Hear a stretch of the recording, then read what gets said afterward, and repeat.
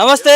Station Kanpur జిల్లా కాన్స్టిట్యున్సీకి సంబంధించి స్టేషన్ కాన్పూర్ నియోజకవర్గానికి సంబంధించి దాదాపు 500 మంది కాంగ్రెస్ పార్టీ నుంచి బీఆర్ఎస్లోకి జాయిన్ అవుతా ఉన్నారు.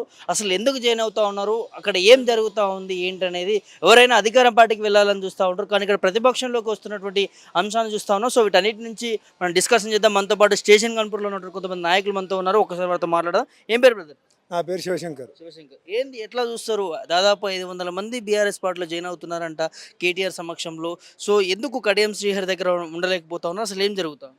అదే కాంగ్రెస్ పార్టీ కోసం వర్క్ చేసిన వారే ఈరోజు మా బీఆర్ఎస్ పార్టీలోకి జయడానికి వస్తున్నారు. కడియం శ్రీహరి ఒంటెద్ది పోకడ ప్లస్ నియంత్రిత పాలన. ఆయన ఇప్పుడు మేము ఆయన గెలుపు కోసం చాలా కృషి చేశాం. ఆయన అంటే బీఆర్ఎస్ పార్టీ ఉన్నారు కాబట్టి అప్పుడు ఆయన గెలుపు కోసం కృషి చేశాం. ఈ రోజు నాడు బీఆర్ఎస్ పార్టీలో గెలిచి కాంగ్రెస్ పార్టీలోకి ఈ నక్క తెలివితేటలతో పోయి మా గన్పూర్ పరువు తీశాడు. మేము తెలంగాణ పురిటిగడ్డ లెక్క మాకు గన్పూర్ ఏంటంటే కంచుకోట, బీఆర్ఎస్ కంచుకోట. అలాంటి దగ్గర మేము చాలా కష్టపడి మేము గెలిపించాము. గెలిపిస్తే ఆయన నక్క తెలివితేటలతోని కాంగ్రెస్ పార్టీకి పోయి ఎక్కడ అధికారం ఉంటే అక్కడ పోవడం ఆయన ఫస్ట్ నుంచి అలవాటు. ఆయనకు ఏంటంటే అధికారం ముఖ్యం. ఆయనకు తెలంగాణ కోసం ఒక గింత కూడా శ్రమపడలే. ఆయన తెలంగాణ ఉద్యమం అప్పుడు ఆయన జైలు పంపిన వ్యక్తుల్లో మేమొకరం. ఆయన ఈరోజు మా పార్టీలోకి వచ్చినప్పుడు కూడా మేము చాలా బాధపడ్డాం. ఎందుకు తీసుకున్నారా బీఆర్ఎస్ పార్టీలోకి ఇతన్ని అని చెప్పి.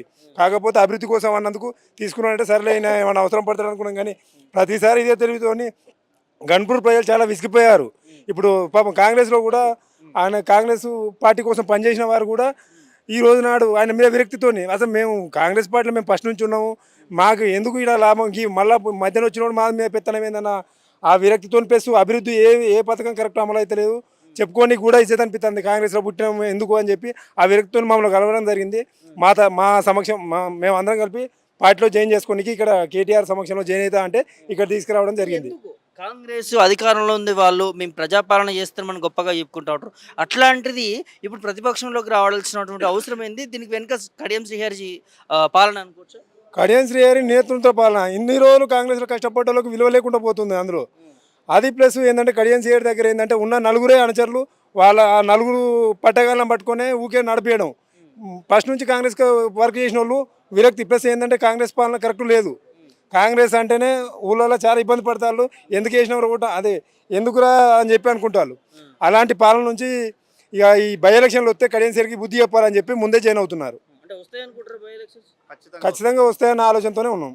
వస్తే మాత్రం కడియం శ్రీహరి ఖచ్చితంగా ఓడిపోడు కాదు, ఘోరం ఓటమి. ఆయన మామూలుగా ఇంత ఓటమిగా మళ్ళీ ఇక ఉండకపోవచ్చు మన తెలంగాణ చరిత్రలో.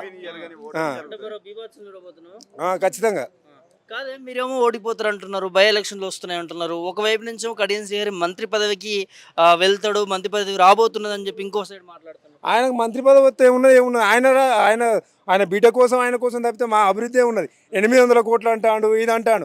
రాష్ట్రంలో పెన్షన్లు ఇవ్వడానికి వాటికి వీటికే పైసలు లేవు. మా గన్పూర్ 800 కోట్లు అంటాడు. మున్సిపాలిటీ చేసింది బీఆర్ఎస్ గవర్నమెంట్ ఉన్నప్పుడే అది శాంక్షన్ అయింది. హాస్పిటల్ 100 బెడెడ్ హాస్పిటల్ కూడా బీఆర్ఎస్ గవర్నమెంటే. అవన్నిటిని నేనే చేసిన నేనే చెప్పుకున్నా అని చెప్పి అంతా గ్లోబల్ ప్రచారం చేస్తాను. ఇంతకుముందు కడియం శ్రీహరి కొంత విలువ ఉండేది. 70 ఏళ్ళ రాజకీయ విలువ మొత్తం మొన్న పార్టీ మారి ఆయన విలువ మొత్తం కోల్పోయాడు. ఇప్పుడు ఆయన గురించి మాట్లాడినా దండగా. మా గన్పూర్లో సరే కాంగ్రెస్ పార్టీ కొంచెం మా ఫ్రెండ్స్ కూడా ఉన్నారు. వాళ్ళు కూడా మేము ఇన్ని రోజులు కాంగ్రెస్లో కష్టపడ్డాం రా, విలువ లేకుండా అయిపోతుంది అని చెప్పి వాళ్ళు కూడా చెప్పబట్టారు. కాంగ్రెస్ పార్టీ కింది స్థాయి లీడర్ కూడా కార్యకర్తలను కడుపున పెట్టి చూసుకుంటుందని రేవంత్ రెడ్డి మాట్లాడుతూ ఉంటాడు. మరి అదంతా ఉత్తమాటనేనా? మరి కాంగ్రెస్ కోసం కష్టపడ్డ వాళ్ళు పక్కన పెట్టి ఆయన అనుచరులకే ఇస్తుండు కదా పదవులు. అక్కడ క్లియర్ కనబడుతుంది కదా. అంతే తప్పితే వాళ్ళు కాంగ్రెస్ చాలా ఇబ్బంది పడతారు ఆ పార్టీలో. అరే మేము కష్టపడ్డాం, మేము ఆఖరికి ఇందిరా మేడం కూడా బయటికి చెప్తలేదు. కానీ ఆమె కూడా చాలా ఇబ్బంది ఫీల్ అవుతుంది. కాకపోతే ఆమె ఏంటంటే ఫస్ట్ నుంచి కాంగ్రెస్లో ఉన్నా అన్న ఆ ఫీల్తో ఉంటాను తప్పితే ఎందుకురా ఈ కర్మ నాకు అన్న ఫీల్ అవుతుంది. నేను పెంచి పోషించిన కార్యకర్తలను ఈయన మధ్యన వచ్చి అంత చిందరబందర చేస్తానన్న బాధలనే ఉన్నది ఆమె కూడా.